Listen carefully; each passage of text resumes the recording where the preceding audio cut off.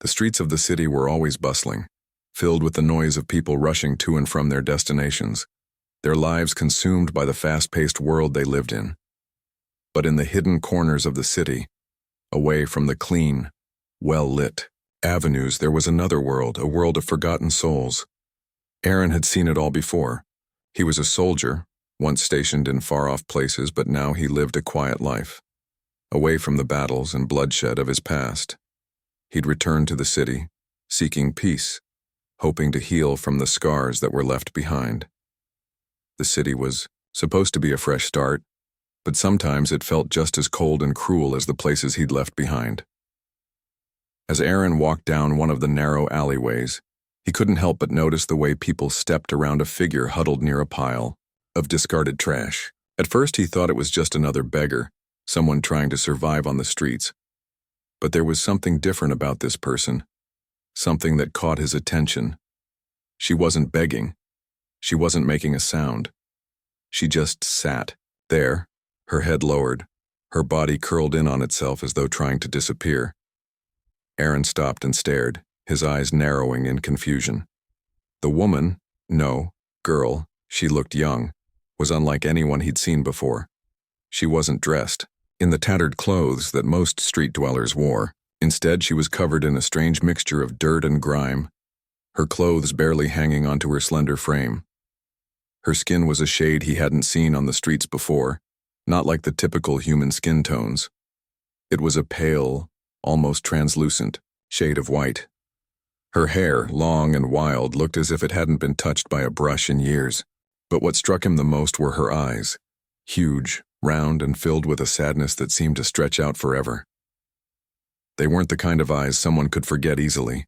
Aaron wasn't sure why, but he found himself walking toward her. He'd seen so many people in need, but something about her pulled him in. Maybe it was the way she didn't try to ask for help, didn't beg like everyone else. Maybe it was the quiet strength that radiated from her despite the filth covering her body. Or maybe it was just that something in him couldn't ignore the way she was being treated by the people around her. A few passersby shot her glances, some with pity, others with disdain. One man even spat on the ground as he walked past her. Aaron clenched his fists in anger, but he didn't say anything. The world was cruel, and sometimes it wasn't worth fighting back against. He approached her slowly, unsure of what to say. He wasn't used to talking to people in such a state, but when he knelt down beside her, he spoke quietly, trying not to startle her. "Hey, are you okay?" The girl didn't respond at first. She didn't even look up at him. Aaron's heart sank a little. She seemed so lost, so far away from anything that could help her. But he didn't give up. He reached out gently, placing a hand on her shoulder. "I'm not going to hurt you," he said softly. "I just want to help. Can you talk to me?" Her head jerked up slightly, her eyes wide with surprise. For a moment, it was as if she didn't understand what was happening. But then she blinked, and those eyes, those strange, beautiful eyes, met his. There was a flicker of recognition in her gaze, but it disappeared as quickly as it had come. She opened her mouth, but no words came out. Her lips trembled, and she seemed to shrink back even further, as if afraid of him. Aaron hesitated, not wanting to push her. He didn't know who she was or what had happened to her, but he could tell she wasn't from this part of the city. She wasn't like the others who lived on the streets, the ones who had become hardened by years of survival. No, this girl seemed different, fragile even. "Do you have a name?" he asked, his voice calm and steady. Again, she didn't respond right away. Aaron could see that her body was tense, her arms wrapped tightly around her knees. She looked as though she might disappear into the shadows at any moment, but he didn't move. He stayed there, waiting. Finally, after what seemed like an eternity, she whispered, "Lyra." The word was so soft that Aaron almost didn't hear it, but when he did, something clicked in his mind. He had no idea why, but he knew that this was the moment that would change everything. This was no longer just a chance encounter. He couldn't walk away, not now. Not when she'd finally spoken, even if it was just her name. "Lyra," he repeated, testing the name on his tongue. It felt right. "Okay, Lyra, I'm Aaron. I'm not going to hurt you. But you need help? Lyra's eyes darted around, looking to the people who passed by, the ones who had ignored her or treated her with cruelty. Aaron followed her gaze and felt a deep anger rise inside him. It wasn't just the people who had stepped over her. It was the whole system, the city that had forgotten about the ones like her. It sickened him. "You don't have to stay here," Aaron said gently. "I can help you. You don't have to live like this." Lyra looked at him, and for the first time, he saw something other than fear in her eyes. Hope. It was faint, but it was there. He offered her his hand again, this time without hesitation. "I have a place," he said. "A safe place. You can come with me. I'll take care of you." Lyra looked at his hand, then back at his face. Her gaze was searching, as though trying to figure out if he was telling the truth. Aaron didn't move. He waited patiently, not wanting to rush her. After what felt like an eternity, Lyra hesitantly took his hand. For a moment, neither of them said anything. Aaron just helped her to her feet, and they stood there together in the middle of the alley, surrounded by a city that had no place for someone like her. And yet, here they were, two strangers bound by something that Aaron couldn't quite name. "Come on," he said, finally breaking the silence. "Let's get you cleaned up." He didn't know how or why he had ended up here, but Aaron knew one thing for certain. Lyra was no longer just a nameless figure on the streets. She was someone worth saving, someone who needed him. And in that moment, he realized that he needed her too. The ride back to Aaron's small apartment was quiet. The city's noises, its usual hustle and bustle, seemed distant, muffled by the car windows. Aaron had driven through these streets 100 times, but today felt different. It wasn't just another trip back to his apartment after a long day. It was the beginning of something new. Lyra sat quietly beside him, her head turned slightly toward the window. She hadn't said a word since they left the alley, and Aaron wasn't sure if she even knew what to say. She had been through so much, and he couldn't imagine the kind of life she'd lived before he found her. Her eyes, once filled with fear and confusion, had softened just a little since he'd taken her hand, but there was still a hesitation in the way she carried herself, as if she wasn't sure whether to trust him yet. Aaron kept his eyes on the road, but his thoughts wandered. He didn't know what to expect when he took her in, but he knew he couldn't just leave her out there. He had seen too many people turn their backs on those in need. Too many times he had witnessed cruelty disguised as indifference. But he was determined that Lyra would not be another victim of that cold world. He wasn't sure what he could do for her. He wasn't a therapist or a healer, but he knew one thing. He would offer her a safe place, a place where she wouldn't have to fear the world anymore. When they reached his apartment, Aaron parked the car and looked over at Lyra. She hadn't moved much, still staring out of the window, her face expressionless. He hesitated for a moment before speaking. "Lyra," he said gently, "we're here. You can rest now. It's safe." Lyra turned slowly, her gaze meeting his for just a second. She didn't say anything, but there was something in the way she looked at him that made Aaron feel like he was doing the right thing. He didn't know if she understood the full extent of what had happened, but it seemed like she was grateful in her own way. He helped her out of the car, leading her inside the apartment building. The hallways were narrow, and the light was dim, but it was warm. The smell of home, freshly cooked food, and the faint scent of cleaning products was a welcome change from the cold air of the streets. Aaron's apartment was simple, not much more than a small living room and a bedroom, but it was his. It had been enough for him, and now it would be enough for her too. As they entered the apartment, Aaron led Lyra straight to the bathroom. She looked around at everything with wide eyes, taking in the clean surfaces, the warm lighting, the soft towels hanging on the rack. She seemed almost afraid to touch anything, like she might break it. Aaron couldn't help but notice how fragile she looked in that moment, standing there in the middle of a space that was foreign to her. "I'm going to get you cleaned up," Aaron said softly, trying to reassure her. "You can just relax. I'll help you." Lyra nodded silently, her eyes still uncertain. She looked down at her clothes, which were caked in dirt and grime. She had been wearing them for days, maybe weeks. Erin could tell that she hadn't had a chance to change or bathe in a long time. Her clothes were barely recognizable, a patchwork of fabrics that were once probably something beautiful. Now they were worn and torn. Without another word, Erin started running warm water in the bathtub. Lyra watched quietly, her gaze flicking between him and the tub. Erin set out some fresh soap, a soft washcloth, and a towel. He didn't know if she had ever used a bath like this before, but he wasn't going to leave her standing there, cold and uncomfortable. He wanted to help her feel like a person again. "Here," Erin said, turning back to her. "I'll leave you to it. You can use the bath, and when you're done, I'll bring you something to eat. You're safe here." Lyra didn't say anything, but Erin saw the slightest nod of her head. It was a small gesture, but it was enough. He stepped out of the bathroom, giving her some privacy. He could hear the sound of water splashing as she slowly began to undress and step into the bath. It felt like a turning point, though he wasn't sure exactly how.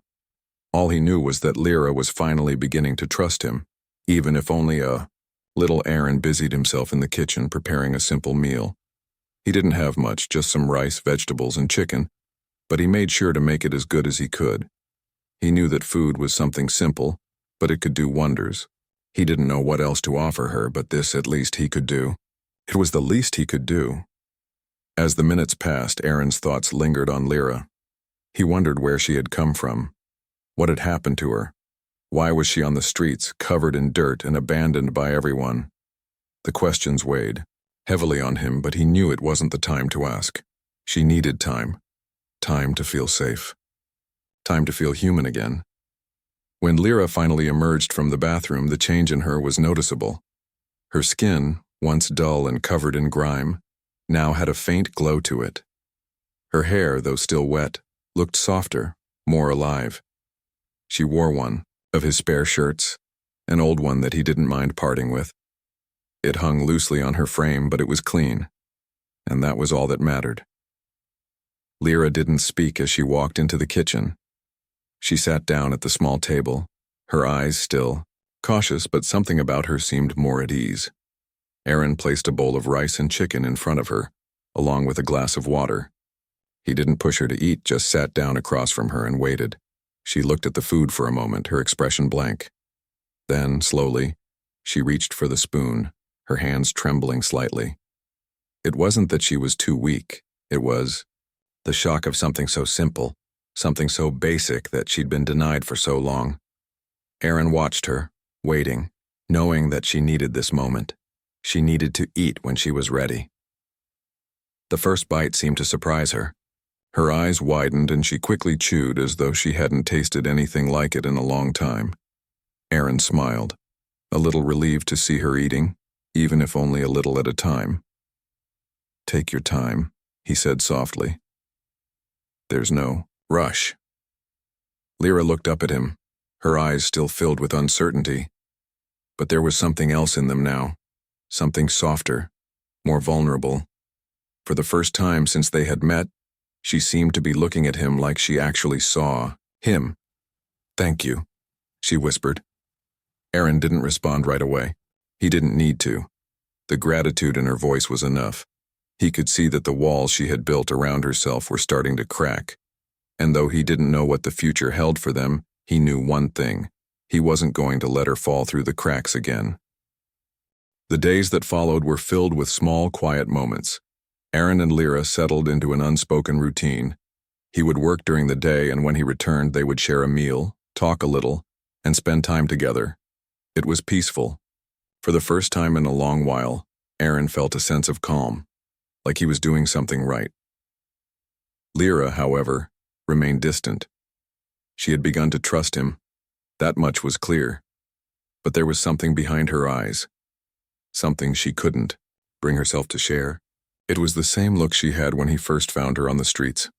A look of fear and pain, but also of a life lived in silence. He could see that she wasn't just running from the world. She was running from something else. Something buried, deep inside her.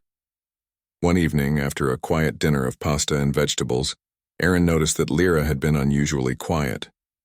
She had barely touched her food, picking at it absent-mindedly while staring out of the window.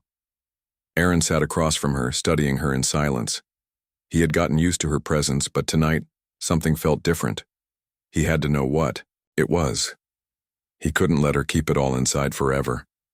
"Lyra," he said gently, his voice breaking the silence. "What's going on? You've been distant lately." Lyra didn't respond immediately.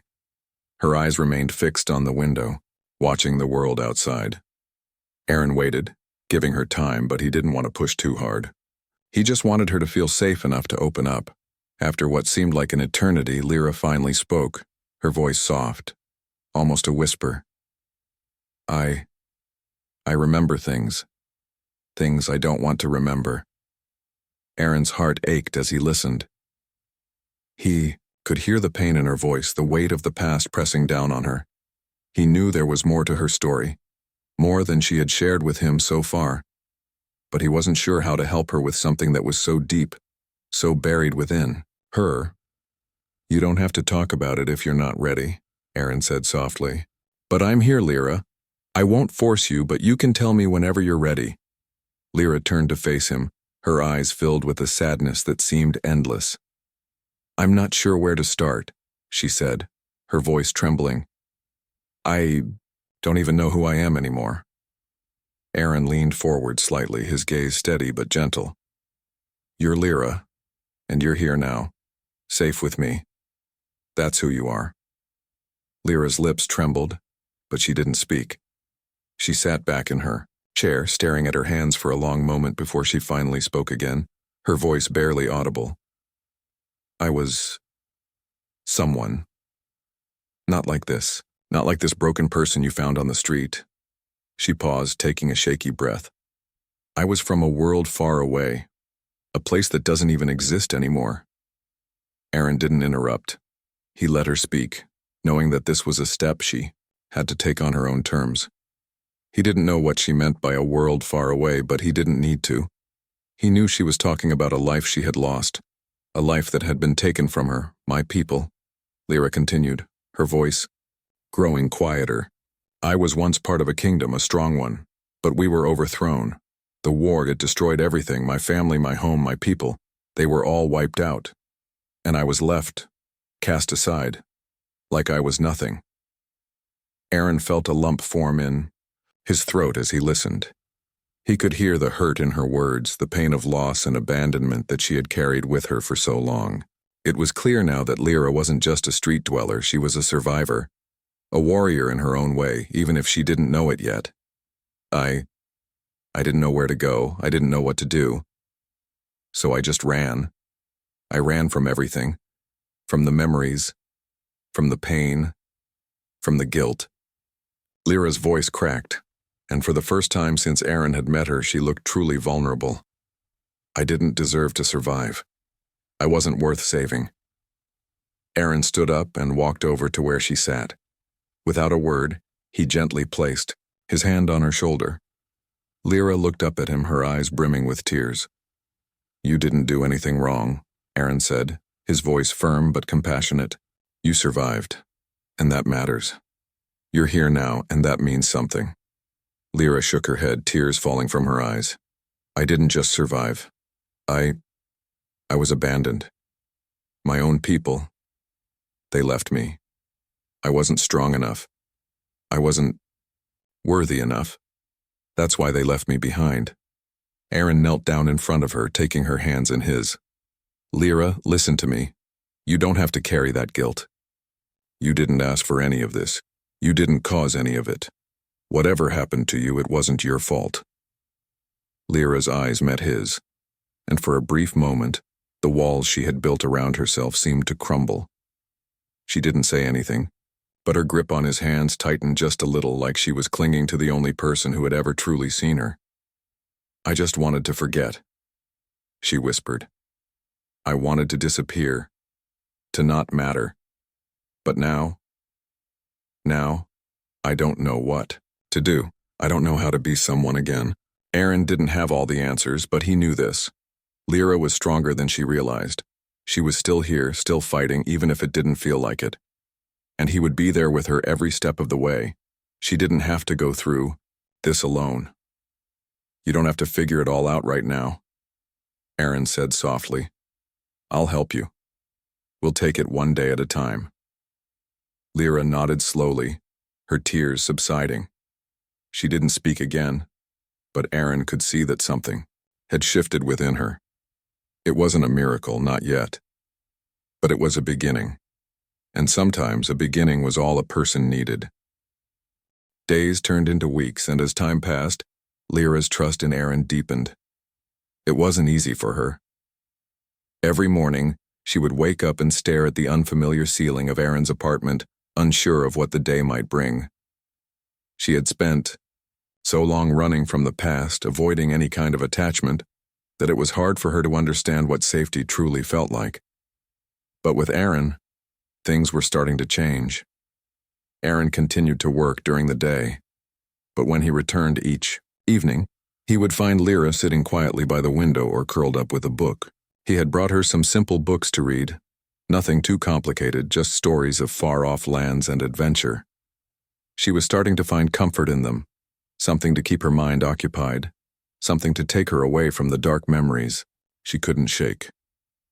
One evening, after a long day at work, Aaron returned home to find Lyra sitting at the small kitchen table, a half-eaten sandwich in front of her. She looked lost in thought, her gaze distant, her expression unreadable. Aaron noticed the small changes, how she didn't jump when he walked through the door, how her eyes didn't flicker with fear at every movement he made.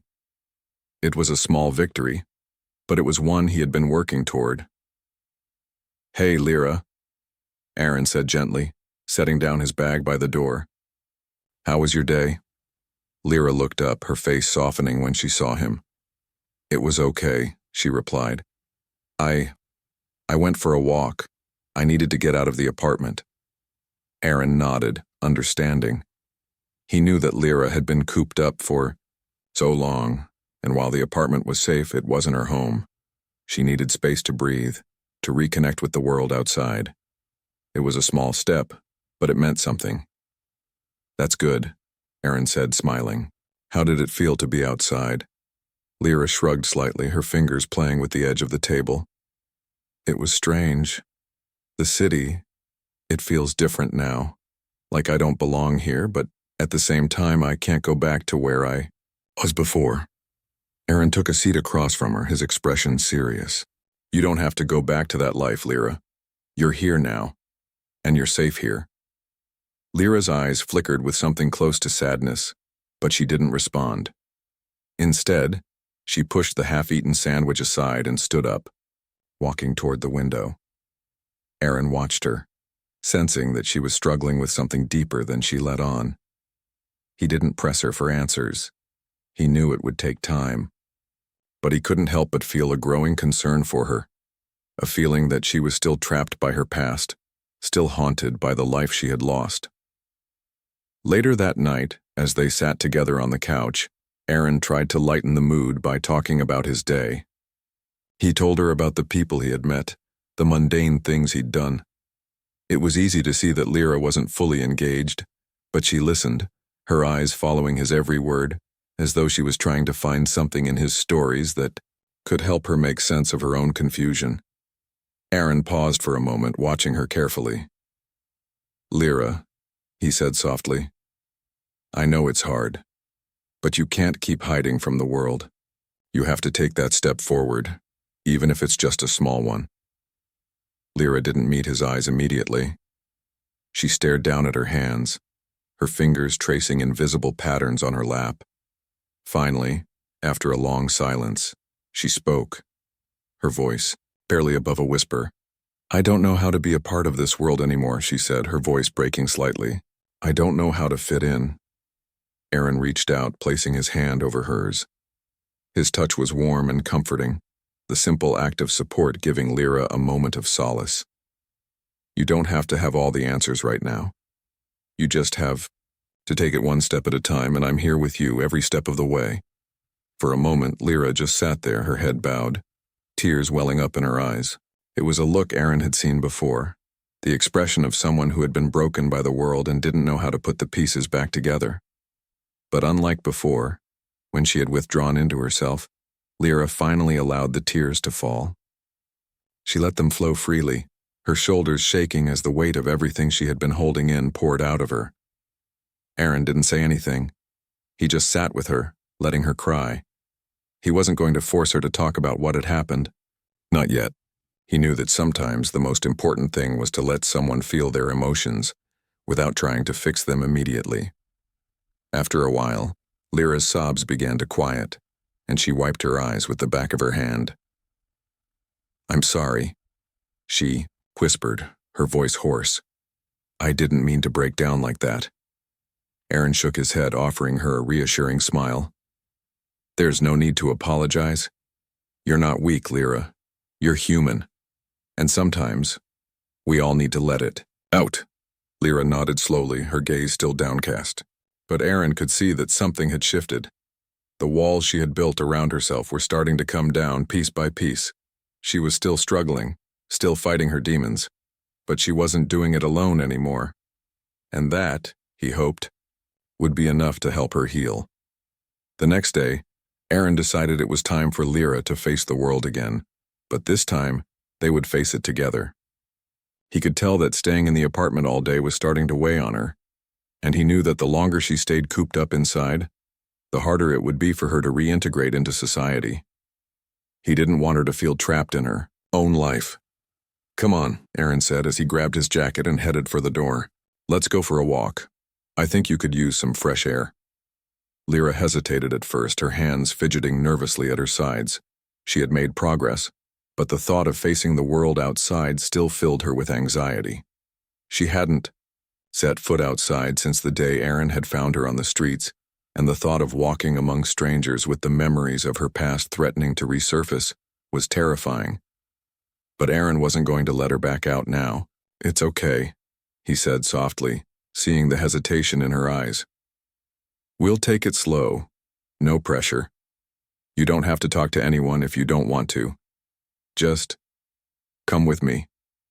It'll be good for you." Lyra looked at him for a long moment, her expression uncertain, but there was a flicker of determination in her eyes. Slowly, she nodded. "Okay, I'll come with you." And with that, they stepped outside, into the world that had once seemed so overwhelming to Lyra. But now, with Aaron by her side, it felt just a little bit more bearable. They walked through the park, Aaron keeping a steady pace so Lyra could keep up. She was still silent, but there was something different in the way she held herself. She wasn't as hunched over, as withdrawn as she had been before. She was walking step by step with a quiet strength that Aaron hadn't seen in her before. As they strolled through the park, Aaron could feel the weight of her past still lingering, but he also felt the spark of something new, something that had been buried for so long. Lyra wasn't just surviving anymore. She was starting to live again. And for the first time, she didn't feel like she was running away. The world outside was bright and full of life, and for the first time in weeks, Lyra felt like she was part of it. The walk through the park had been an eye-opener. She had been so focused on hiding, so consumed by her past, that she hadn't allowed herself to see the simple joys around her. She had spent so many years running, both from the world and from herself. But with Aaron by her side, she started to realize that maybe there was something worth staying for. Maybe, just maybe, she could build a new life for herself here. It wasn't perfect and it wasn't easy. There were still days when the weight of her past threatened to crush her, when the memories would rush back in full force, overwhelming her. But now she had someone to lean on, someone who wouldn't leave her. Aaron had proven that time and time again by simply being there for her. That night after dinner, Aaron sat on the couch, flipping through channels on the TV. He had been quiet for most of the evening, but that was normal. Lyra had learned not to take his silences as anything other than the way he processed the world around him. He wasn't a man of many words, but his actions spoke volumes. They always had. Lyra sat across from him, her knees pulled up to her chest, wrapped in a blanket she had borrowed from his closet. She had started to feel more comfortable in his apartment, but the uncertainty still lingered. There were moments when she felt like she didn't belong. The life she once knew seemed so far removed from this one, as if it belonged to someone else. But as Aaron glanced at her, his eyes softening, she realized something. This was her life, now whether she was ready for it or not. Aaron paused the TV, sensing the tension in the room. He set the remote down on the coffee table and looked at her, his expression kind but serious. "You know, Lyra," he began, "you don't have to keep it all bottled up inside. If you ever want to talk, I'm here." Lyra stared at him, her heart heavy. She had been trying to avoid confronting the feelings that had been building up inside her, the ones she didn't know how to express. But Aaron's words, his kindness, were slowly breaking down the walls she had built. "I know," she said quietly. I don't know how to explain it." Aaron didn't say anything right away.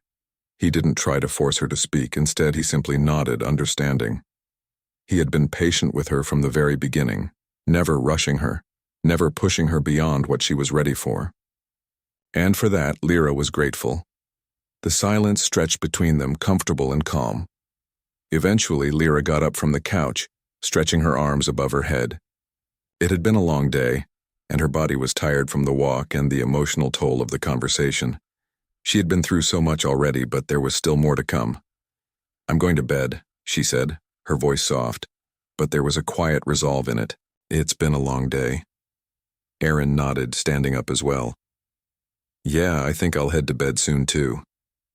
"It's been a good day, though." Lyra smiled at him, a genuine smile that lit up her face. "It has. Thanks for everything." Aaron smiled back, though there was something in his eyes that Lyra couldn't quite place. It wasn't pity, it wasn't even sympathy. It was something deeper, something unspoken. She had started to notice it more and more in the past few days. Whenever their eyes met, whenever they were close to each other, there was an understanding between them. An unspoken connection that neither of them had fully acknowledged yet. But it was there. As Lyra walked toward the bedroom, she felt a strange mix of emotions. She had gotten used to sleeping alone, to being by herself in the quiet dark. But tonight something was different. She didn't want to be alone. She didn't want to retreat into the shadows of her own mind, not when there was someone in her life who cared about her, someone who had shown her what it meant to be seen, to be valued. Aaron's voice broke through her thoughts, quiet but clear. "Lyra," he said, and she turned to face him. "I know it's not easy, but you don't have to sleep alone tonight. You don't have to feel like you're on your own." Lyra's breath caught in her throat. She had been expecting him to say something like this, but hearing it out loud made her heart race.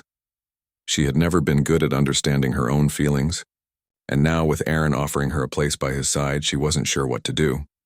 But the truth was, she didn't want to be alone. Not tonight. She wanted to feel safe, wanted to feel like she wasn't carrying the weight of the world on her shoulders anymore. She wanted to be close to him, to let herself believe that things could be different, that she could be different. I don't know," she said, her voice barely above a whisper. "I don't want to overstep. I don't want to make things awkward." Aaron stepped closer to her, his presence warm and reassuring. "It's not about that. It's about you feeling safe, Lyra. About us feeling safe together." Lyra's heart thudded in her chest. The vulnerability in his words, the honesty, was something she had never expected to hear from anyone. She had always been afraid of opening up, of letting someone in. But with Aaron, it felt like the most natural thing in the world. She hesitated for a moment longer before nodding, her eyes meeting his. "Okay," she said softly. "I'll stay." Aaron smiled, and there was a softness in his expression that made Lyra's heart skip a beat. He held out his hand, and without thinking, she took it. The warmth of his hand in hers felt like a promise that she wasn't alone anymore. They walked into the bedroom together, the quiet hum of the apartment the only sound around them. Aaron turned off the lights and they both climbed into the bed. For a moment, neither of them said anything. The air between them was charged, but not with tension. It was filled with something softer, something more comforting. Lyra lay on her side, facing Aaron, the blanket pulled up to her chin. She could feel his presence beside her, his steady breathing, and for the first time in a long time she felt at peace. Safe. She had spent so many nights in fear, in pain, but tonight was different. She wasn't just existing anymore. She was living. Thank you, she whispered into the quiet darkness. Aaron's voice was soft but certain. You don't have to thank me, Lyra. You're here, and that's what matters. For the first time in so long, Lyra let herself relax. She let herself believe that she had a place here, a place where she belonged. And as she drifted off to sleep with Aaron beside her, she knew that this was just the beginning of a new life. One where she wasn't just surviving, but living, truly living.